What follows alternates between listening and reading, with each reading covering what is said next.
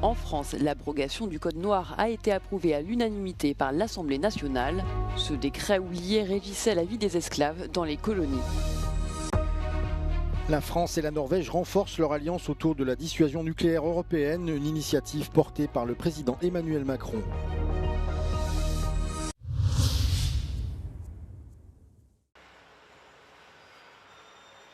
Un acte puissant de mémoire, de justice et de reconnaissance. En France, l'abrogation du Code noir a été approuvée à l'unanimité par l'Assemblée nationale ce jeudi. Une proposition de loi visant à supprimer un vestige juridique oublié durant l'abolition de l'esclavage, portée par le député Lyotte de Guadeloupe, Max Mathiazin. Ce vote aujourd'hui est un pas supplémentaire en hommage aux hommes et aux femmes, aux enfants mis en esclavage.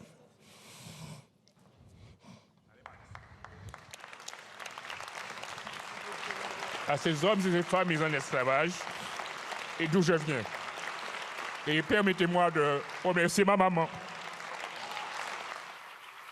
Promulgué en 1685, le Code noir régissait la vie des esclaves dans les colonies françaises. Je pense à mon arrière-grand-mère, maman Bébel. Sa mémoire a traversé ma famille. J'ai grandi avec son histoire. Elle me l'a racontée. Elle était la petite fille d'Ambroise Gérambe, née en Afrique, puis réduit en esclavage sous le matricule 336. Et aujourd'hui, son arrière-petit-fils se tient debout devant vous, député de la République. Plus de 70 ans après l'abolition de l'esclavage, cette mesure symbolique s'inscrit dans un devoir de mémoire des pages les plus sombres de l'histoire française et dans une lutte toujours d'actualité contre le racisme.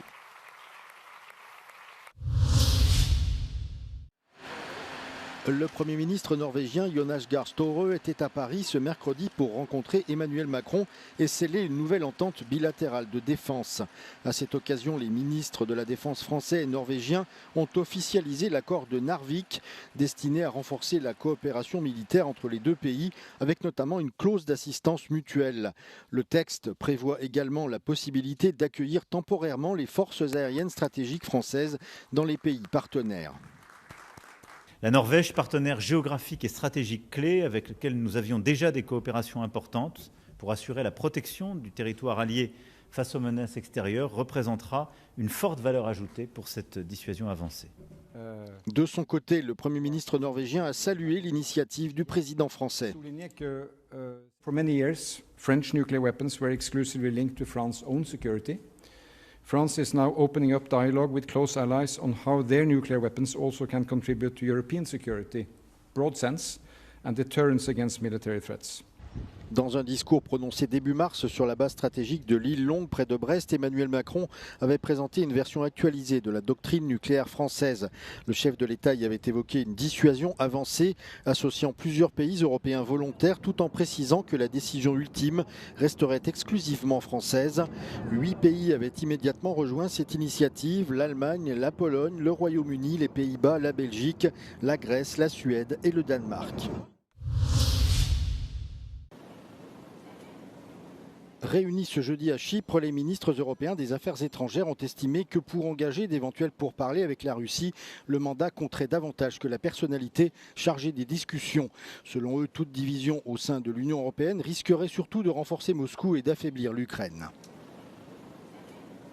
I find that it's a trap that Russia wants us to walk into, that we discuss who talks to them and they are already picking who is suitable or who is not. Let's not walk into that trap. Negotiations is always a team effort. You have good cops, you have bad cops, you have a strategy, how you go to the table. So that's why the substance is much more important than who. La chef de la diplomatie européenne faisait ici référence à la proposition du Kremlin de voir l'ancien chancelier allemand Gerhard Schröder représenter l'Union européenne dans de futures négociations avec Moscou. Une idée largement rejetée en Europe où Schröder reste très controversé en raison de sa proximité avec Vladimir Poutine et de ses liens avec plusieurs groupes énergétiques russes. Kaja Kallas, qui a fait circuler un document confidentiel présentant les concessions et les attentes auxquelles la Russie devrait se conformer dans le cadre d'un accord, a suggéré que l'UE aborde les négociations avec une position maximaliste pour contrer les exigences, je cite, aussi maximalistes de Vladimir Poutine.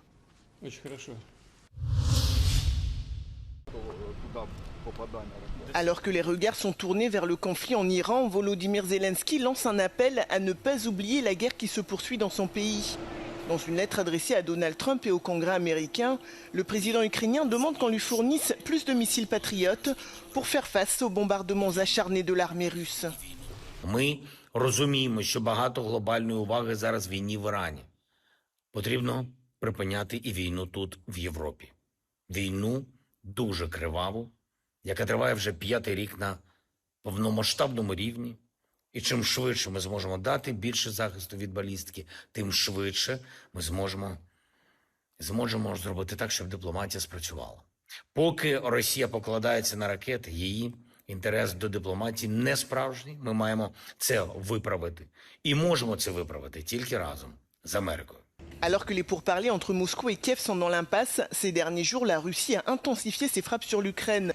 Ce jeudi, les chefs de la diplomatie des 27 se réunissent avec un objectif, s'accorder sur la volonté ou non de dialoguer avec Moscou, un sujet qui divise sérieusement les capitales européennes. Selon l'ancien Premier ministre ukrainien Arseniy Yatsenyuk, Vladimir Poutine ne chercherait pas réellement à négocier avec l'Europe. Putin is not eager. He is not ready for any kind of talks at this particular juncture. Maybe he would accept some kind of negotiator with the only very simple and obvious reason, to buy time and once again to outwait and to cheat us. Des discussions ont lieu actuellement entre responsables européens pour désigner un éventuel médiateur. I am not sure that Putin is ready to accept anyone. What Putin is ready to accept, he is ready to accept Ukraine's and actually European surrender. And we have to realize this. It is not about the names. It's not about some kind of international or domestic politics. It is about policy. What kind of policy we're going to pursue towards Russia? The only language Putin understands is the language of force and strength. Avant de désigner tout médiateur, Kaja Kallas préconise que les Européens s'accordent d'abord sur leurs exigences communes vis-à-vis de Moscou. Le sujet est à l'ordre du jour de la réunion informelle des ministres européens des Affaires étrangères, se tenant jeudi.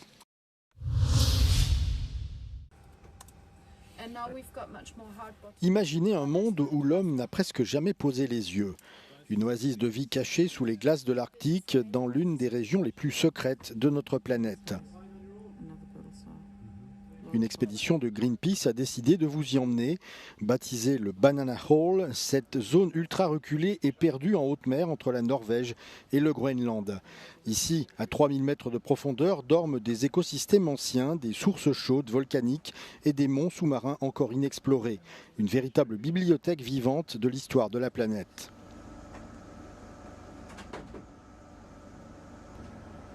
Mais ce paradis est menacé. L'industrie de l'exploitation minière des grands fonds rôde et s'y intéresse fortement. Pour y faire barrage, les scientifiques partagent l'inexplorable. Des images capturées en direct, accessibles depuis un site internet, encore quelques jours seulement. La mission s'achèvera en effet début juin.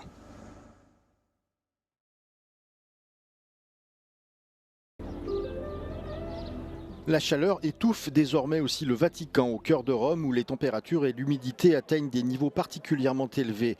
Sur la place Saint-Pierre, la canicule a même provoqué un malaise pendant l'audience générale du pape.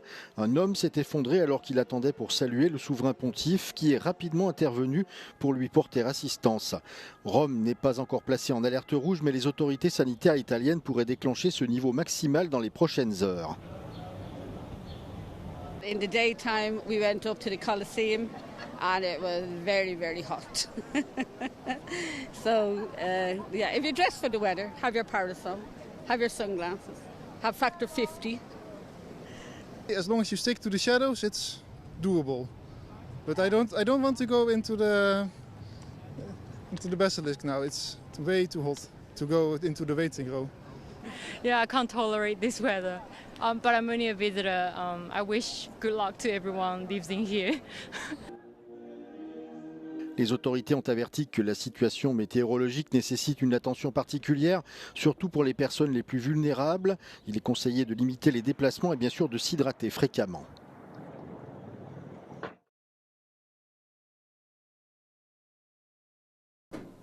Entre 2021 et 2024, 168 nouveaux traitements dits innovants ont été approuvés par l'Agence européenne des médicaments. Cependant, selon de nouvelles données présentées par l'Association hellénique des entreprises pharmaceutiques, SFEE, seuls 36 sont disponibles sur le marché grec. L'association dénonce un retard considérable du pays. 3 στα 5 καινοτόμα φάρμακα κατά τα φαινόμενα δεν θα είναι διαθέσιμα τα επόμενα χρόνια στους Έλληνες ασθενείς.